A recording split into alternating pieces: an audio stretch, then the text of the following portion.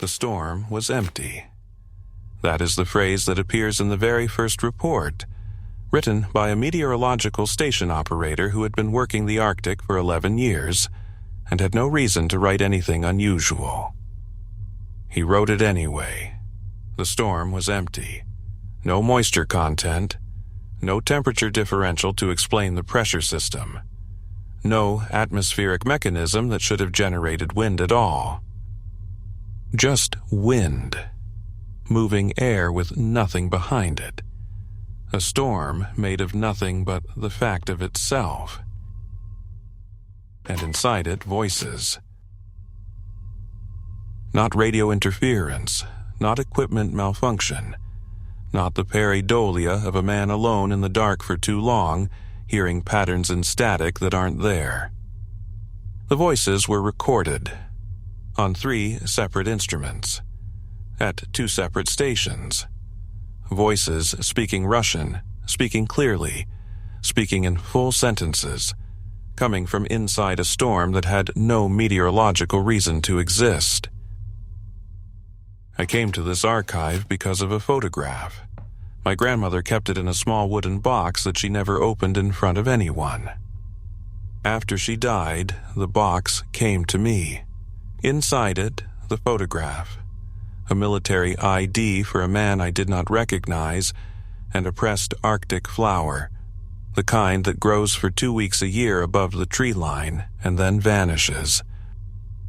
The man in the photograph is standing in front of a weather station in what appears to be extreme winter. On the back, in my grandmother's handwriting, Arctic 1961. Do not look for him. He is where the storm is. I did not understand that sentence for a long time. Now I do, and I wish I did not. This is the archive of Meteorological Research Program Sigma, known in internal documentation as Arctic Whisper. The investigation into voices recorded inside impossible storms above the Arctic Circle between 1961 and 1978. The investigation that started with one station operator writing an anomalous observation in a logbook and ended with the permanent evacuation of 3 research installations and a classification order that buried the entire program under 17 layers of bureaucratic misdirection. The official record is 3 pages, dated February 1979. Meteorological Research Program Sigma, established January 1962, Northern Yakutia, operating across stations Tixi 1, Tixi 2, and Polar Station Omicron. Objective: investigation of anomalous atmospheric phenomena in the high Arctic. Finding: electromagnetic interference from solar activity causing audio artifacts in recording equipment. Recommendation: equipment replacement at all affected stations. Program concluded December 1978. Electromagnetic interference from solar activity. That is the explanation. 3 words doing the work of 17 years. But here is the problem. Solar electromagnetic interference causes static. It causes white noise, signal degradation, carrier wave disruption. It does not cause voices. It does not cause intelligible Russian language speech recorded at consistent audio levels across multiple independent instruments simultaneously. It does not cause voices that say specific things that can be written down and read back and understood. Solar interference does not speak. In those days, there was no way to hide your communications from the state. Every transmission was monitored. Every recording was reviewed. Every anomaly was investigated. Today, you have a choice. NordVPN encrypts your internet traffic and keeps your identity hidden from anyone trying to watch what you do online. If you want to protect your privacy in a world where surveillance never stops, check the link in the pinned comment for an exclusive deal. There is a second document, filed 4 months later, under a different program designation, in a different directorate's filing system. The kind of document that ends up in the wrong place on purpose. Arctic Whisper Program. Internal Assessment, June 1979. Acoustic phenomenon confirmed as genuine. Voice recordings are not equipment artifacts. Linguistic analysis of 847 recorded utterances confirms native Russian speakers, multiple distinct voices, semantic content coherent and contextually appropriate to Arctic environment. Source of voices unidentified. Current hypothesis: the voices originate from within the storm systems themselves. The storms are not carrying the voices. The storms are producing them. Recommend continued investigation under maximum classification. 2 documents. One says solar interference. One says the storms are producing voices. Both filed by the same directorate. One is in the public summary. One took me 4 months to find. January 1961. Meteorological Station Tixi 1, Northern Yakutia. The station operated with a rotating crew of 4, responsible for atmospheric monitoring, weather prediction for Arctic shipping lanes, and the maintenance of equipment that had to function at temperatures that made most machinery stop working entirely. The crew that winter was experienced, professional, not given to imagination. The station operator on the night of January 14th was a man named Arkhip Volkov. He was 31 years old, 8 years into his Arctic posting, meticulous in his documentation. At 2:40 hours, he noted a pressure anomaly in his logbook. At 3:15, he noted the development of a wind system from the anomaly. At 3:47, he wrote 3 words that would define the next 17 years of Soviet Arctic research. The storm was empty. Then, below that, in slightly different handwriting, as if he had picked up the pen again after putting it down, there is someone speaking outside. His full report, filed the next morning, is in the archive. January 15th, 1961. At approximately 3:50 hours, I became aware of acoustic phenomenon associated with the storm system that developed during the previous hour. The sound was initially consistent with wind noise but resolved over approximately 4 minutes into what I can only describe as speech. Russian language, male voice, calm in tone. I opened the external observation hatch and listened. The speech was coming from within the wind itself, not from any external source I could locate. I recorded approximately 6 minutes of audio before the storm system dissipated. The recording has been attached to this report. I have listened to the recording 11 times. I cannot explain it. I am noting it as an anomalous observation and submitting it through standard channels. I do not know what else to do. He did not know what else to do. That sentence has stayed with me since I first read it. Here is a man alone in the Arctic, meticulous and professional, who has just heard a voice speaking from inside a storm, and his response is to document it carefully and submit it through standard channels. Because that is what you do. You document. You submit. You do not know what else to do. The audio recording from that night is in the archive. I have listened to it. The voice is calm, as Arkhip described. It is speaking about the ice, about the thickness of the ice at a specific location, the eastern shore of a specific bay, The kind of information a navigator or a fisherman would need. Practical information. Specific. Delivered in the tone of someone who is used to giving this kind of information, who has given it many times, to people who needed it. There is no one there, the storm is empty, but the voice knows exactly where the ice is thin. In the 1960s, there was no way to keep your communications private. Every report was read, every transmission monitored, every observation scrutinized by the state. Today, NordVPN encrypts your internet traffic and keeps your online activity hidden from anyone trying to watch. Your data stays yours. Check the link in the pinned comment for an exclusive deal. The report was received in Moscow in February 1961. It was reviewed by a meteorology supervisor who flagged it for technical assessment. The technical assessment concluded equipment malfunction and recommended instrument replacement. Standard procedure.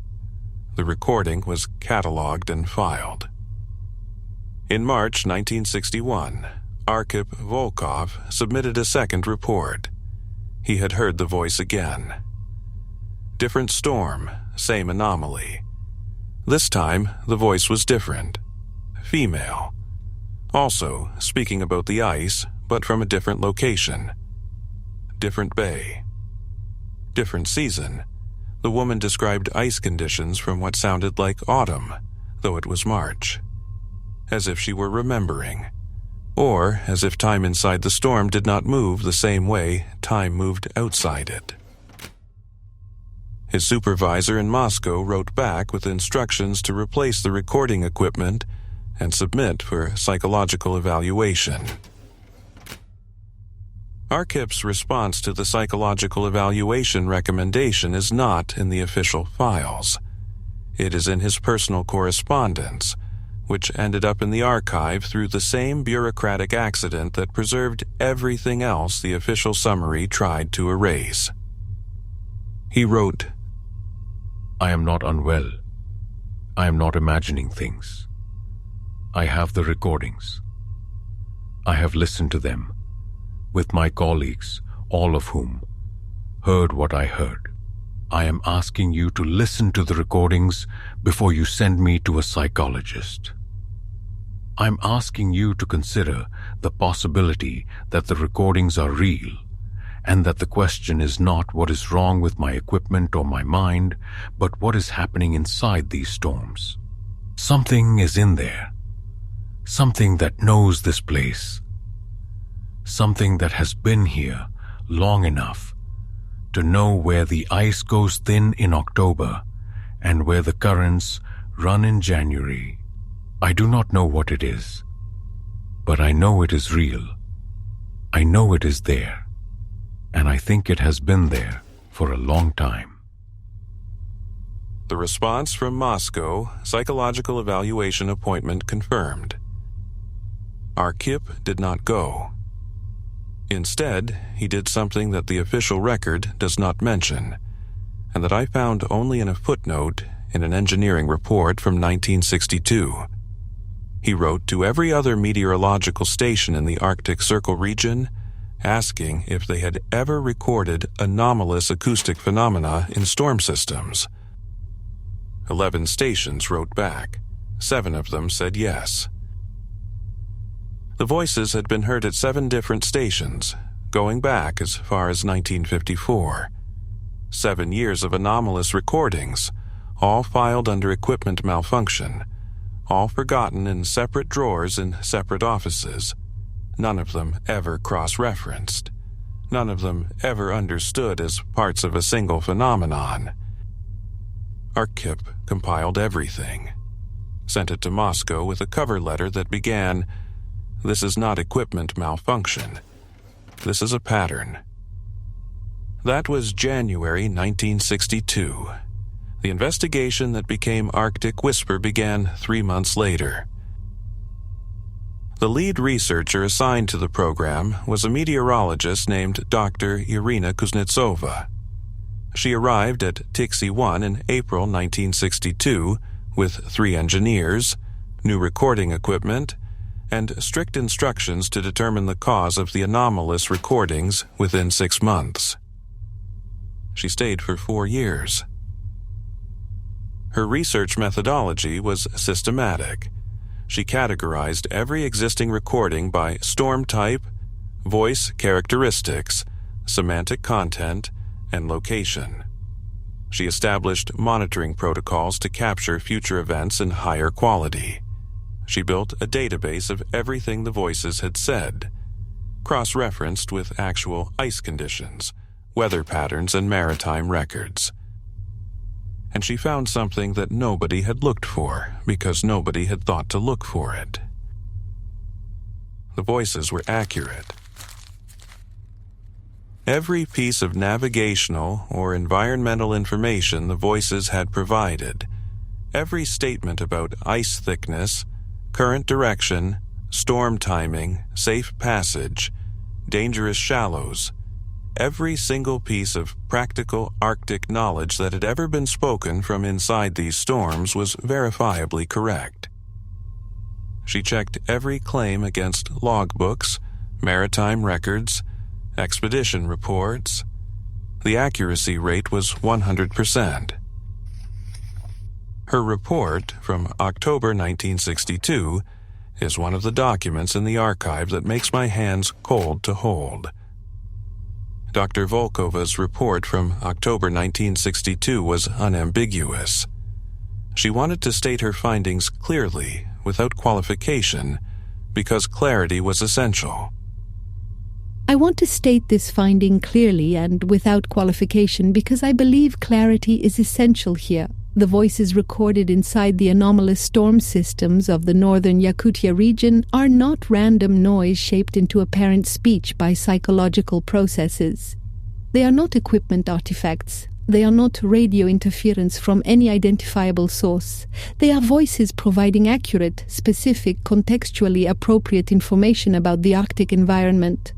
In 9 months of systematic verification, I have found 0 inaccuracies in any piece of navigational or environmental data provided by any recorded voice. The accuracy rate is perfect. This means either that the voices have access to real-time accurate information about Arctic conditions, or that they have complete historical knowledge of Arctic conditions across an unknown time period. Either possibility is extraordinary, both require explanation. I do not yet have one. She did not have one in October 1962. By January 1963, she had the beginning of one. She had been listening to the recordings obsessively, not just analyzing, listening, paying attention to the voices as voices, to the people behind them, to the cadences and habits of speech that individuate human beings even when you cannot see them. And she had started to notice something. The voices were not random. There were recurring speakers, the same people returning across different storms, months apart, sometimes a year apart, recognizable by the particular rhythm of their speech, the phrases they used, the specific knowledge they possessed. She had cataloged 43 distinct voice signatures across all the recordings from all 7 stations going back to 1954. 43 people who had been speaking from inside Arctic storms for at least 8 years. She began to build profiles. Who were these people? What did they know? What didn't they know? The voices spoke about ice, weather, navigation, survival. They never spoke about politics. They never referenced contemporary events. They knew the Arctic with the intimacy of people who had lived their entire lives there. And several of them, she noted carefully, spoke in a Russian that was subtly archaic. Not old, not historical, but slightly formal in a way that felt like a generation removed from current usage. Her hypothesis, submitted formally in March 1963, is the second document that changed everything. She wrote, Working hypothesis: the voices recorded in Arctic storm systems are not contemporary transmissions. The speakers are not currently alive. The storms are not carrying voices from living people. The storms are preserving voices from people who are dead. The Arctic environment, under specific atmospheric conditions not yet fully characterized, appears to be capable of retaining acoustic information from people who spent significant portions of their lives in this environment. The storms are not producing voices. The storms are replaying them. The Arctic has been listening for a very long time, and under the right conditions, it gives back what it heard. The Arctic has been listening, and under the right conditions it gives back what it heard. This is the point where I thought I understood what Arctic whisper was, a form of environmental acoustic retention, the landscape holding the voices of the dead. Haunting in the traditional sense, the presence of those who are gone, persisting past the point where presence should be possible. Eerie, profound, but contained within a framework I could hold, a natural phenomenon, something that could be studied, characterized, eventually explained. I was wrong. Not about what the storms were doing, but what the storms were for. The program expanded through 1963 and into 1964. New stations, new equipment, more researchers. The voices were cataloged with increasing precision. Dr. Kuznetsova began attempting to identify the speakers, to match voice signatures to historical records of Arctic explorers, fishermen, navigators, hunters, people who had lived and died in this landscape. She identified 11 of them. The identifications were not guesses. She matched voice recordings to historical audio recordings, in cases where those existed, and to physical descriptions and biographical records in cases where they did not. She confirmed the matches through multiple independent linguistic analyses. 11 voices, identified with reasonable certainty, all belonging to people who had died in the Arctic between 1891 and 1953. The oldest voice belonged to a naval navigator who had died on an Arctic expedition in 1891. The most recent belonged to a fishing collective worker who had drowned in 1953. And one of them was still speaking in the voice of someone who had been 30 years old when they died. Speaking with the knowledge of a person who had lived their whole short life in this place, who had learned its secrets and carried them, and who was now, for reasons no one understood, still sharing them from inside empty storms 70 years after their death. It was at this point that the Oversight Committee in Moscow sent a second team, not to support the research, to evaluate it. A psychologist, 2 security officers, and a signals intelligence specialist. They spent 2 weeks at Tixi 1, reviewed all documentation, interviewed all personnel, and filed a report that Dr. Kuznetsova was not permitted to read. I found it in the secondary archive. The report begins. Evaluation of Arctic Whisper Program, November 1964. Research team led by Dr. Kuznetsova has produced credible evidence for anomalous acoustic phenomenon. The acoustic retention hypothesis is the most scientifically defensible explanation available given current evidence. However, the security implications of this phenomenon require immediate assessment. If the Arctic environment retains acoustic information from deceased individuals, and if this retention is triggered by storm systems under specific atmospheric conditions, then the following question requires urgent answer. What other information has been retained? Meteorological data, navigational information, and personal speech constitute the currently documented content.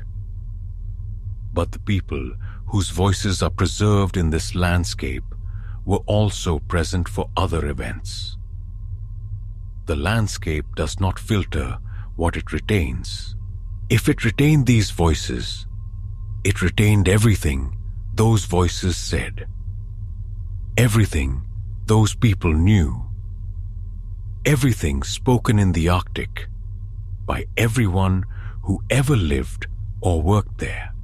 The Arctic Whisper program has discovered not an anomaly, but an archive of everything ever said in the most strategically sensitive region on Earth. Recommend immediate expansion of program with priority focus on intelligence applications. An archive of everything ever said in the most strategically sensitive region on Earth. The program changed after that report. Not visibly, not in ways that would alarm the existing research team. But the resources increased, the security increased, the oversight increased. And the questions the program was asked to answer shifted. No longer, what is this phenomenon? Now, what can we retrieve from it? Dr. Kuznetsova noticed the shift. Her diary from early 1965 is careful but pointed. Dr. Kuznetsova's journal entries from late 1964 reveal a growing unease. She wrote, "Something changed in November. I do not know exactly what. The new monitoring protocols are more sophisticated than what we needed for pure research purposes. The questions from Moscow are different now. More specific. They want to know if we can target retrieval, if we can ask the storms for information about specific people, specific times, specific conversations. I told them I did not know, that we had no evidence of targeted retrieval being possible. They said to find out. I have the feeling that the program I believed I was running is not the program I'm actually running, that the phenomenon I discovered is being pointed at something. I do not know what. I'm not sure I want to know." 1965 through 1971. 6 years of the archive that is both the most densely documented and the most heavily redacted. The intelligence applications research. Attempts to develop protocols for targeted acoustic retrieval from storm systems. The results of those attempts are classified at a level I cannot reach. I know only the framing documents, the requests from Moscow, and the increasingly terse responses from the field team. What I can read is the third contradiction. The official program reports for this period show consistent progress, cooperative personnel, productive results. The medical records for the same period, filed through a different ministry entirely, show 11 transfers for psychiatric evaluation, 3 hospitalizations, and 1 death. A senior researcher named Pavel Orlov. Cause of death: cardiac arrest. Age 38. No prior cardiac history. His last research note is dated 2 days before his death. It is in the archive because someone preserved it, deliberately, in the same folder as his personnel file. I have to document this even though I do not expect to be believed. I was monitoring a storm event last night when the retrieval shifted. We have been attempting targeted retrieval for 6 years and have not succeeded. But last night it worked, or something worked. The storm produced voices I was not trying to retrieve. Voices from people I do not know, from a time I cannot identify, speaking about things I cannot fully understand. And then, at the end, one of the voices spoke to me directly, used my name, paused, as if waiting for me to respond. I did not respond. I shut down the equipment and left the monitoring station. I'm filing this note because I believe the phenomenon has changed. Or we have changed it by spending 6 years trying to ask it questions, by treating it as a retrieval system, as an intelligence asset, as something we could direct and use. We have done something to it. The storms are no longer replaying what was said. They are trying to talk to us. And I think we should be very careful about what we say back. Pavel Orlov died 2 days later. The program continued. 1972. Dr. Kuznetsova submitted a formal termination request. The request was denied. She submitted a second one 6 months later. Denied again. In 1973, she stopped submitting requests and started doing something else. She began systematically copying documents, not taking them. Copying, by hand in the evenings, in her personal logbook that she disguised as a meteorological journal, building a parallel record, insurance against everything being erased. Her copies are how the secondary archive exists. Someone took her logbooks after the program ended and filed them where they could be found. I believe I know who. I believe it was Arkhip Volkov, the man who started all of this. The man whose name is on the back of the photograph in my grandmother's box. I believe Arkhip Volkov was my grandmother's brother.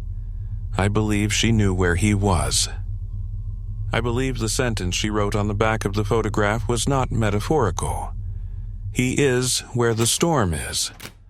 A description of a location, a place he had gone and not come back from. The program ended in December 1978, under circumstances that are documented only in fragments. An incident at Polar Station Omicron in October 1978. All personnel evacuated in less than 12 hours. The station sealed, not decommissioned, sealed. The equipment left running. The monitors left active. The recording instruments left to capture whatever the storms produced, with no one there to listen. The evacuation report is a single page with most of it redacted. What remains is 3 sentences. October 14th, 1978.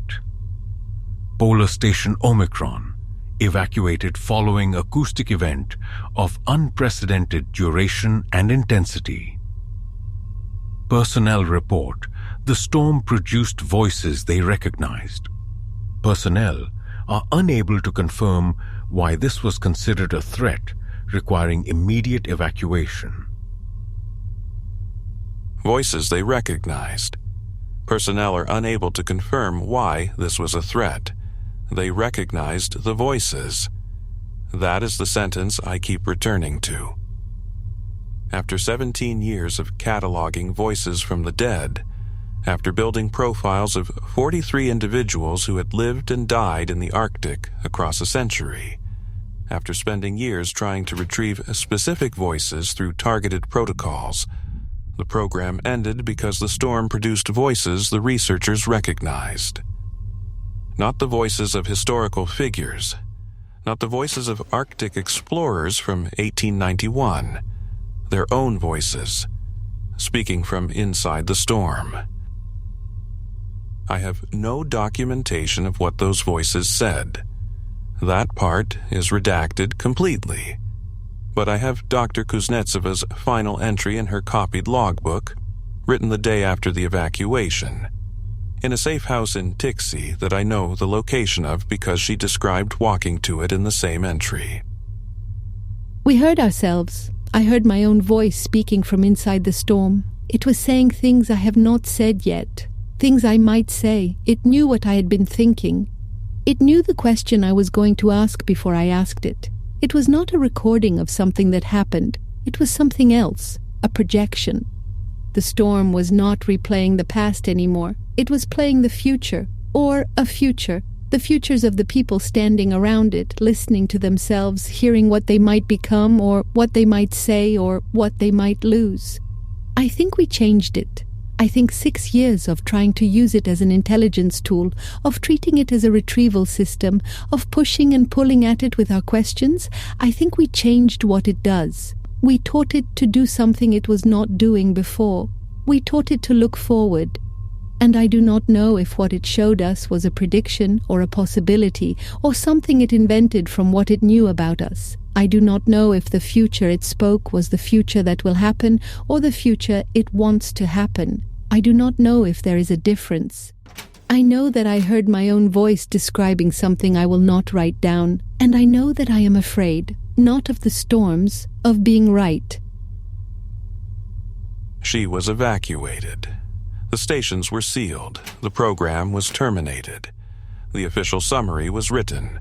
Solar interference, equipment artifacts, no further action required. Polar Station Omicron is still sealed. I checked. The sealing order was never lifted. The equipment inside, by the last available maintenance report from 1983, was still active. Still recording. In a sealed station with no personnel, in the Arctic, the instruments were still running. Still listening, still capturing whatever the storms produced. The Arctic has been listening for a very long time, and under the right conditions, it gives back what it heard. I have been in this archive room for 5 weeks. I have read everything. I have listened to everything I could find recordings of. I have traced the connection between Arkhip Volkov and my grandmother, confirmed it through records that were harder to find than this file, but yielded eventually. He was her brother. He was at Tixi 1 from 1959 to 1963. He filed the first anomalous observation report in January 1961. He compiled the evidence of the pattern and sent it to Moscow. He was there when the program began. He is not listed in any personnel transfer, any reassignment, any termination of service. His name simply stops appearing in the records after October 1963. The month Dr. Kuznetsova first formally proposed that the voices belonged to the dead. She identified 43 distinct voice signatures. She matched 11 of them to historical records. The other 32 remained unidentified. I have the voice catalog. I have spent 3 evenings going through it, listening to recordings, reading transcripts. Voice signature 27 is catalogued as unidentified male, estimated age 30 to 35, appears in recordings from multiple stations between 1963 and 1971. He speaks with the vocabulary and cadence of someone educated in communications engineering. He knows the Arctic the way someone knows a place where they have worked for years. He speaks about ice and storms and the behavior of radio signals in extreme cold with the precision of a professional. He has been giving this information calmly and consistently from inside Arctic storms for at least 8 years of recordings. I know that voice. I have not heard it before. I have never met this man. He died or disappeared before I was born. But I know that voice the way you know a voice that comes from the same place yours does, the same rhythms, the same particular way of landing on the last word of a sentence. The same thing that makes a voice a family. My grandmother wrote, "He is where the storm is." She was right. She was exactly right. I do not know what to do with that. I am a careful researcher. I document. I submit through the standard channels. I do not know what else to do.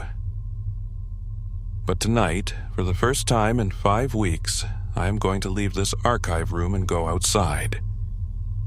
There is a weather system moving in from the northeast. Nothing dramatic.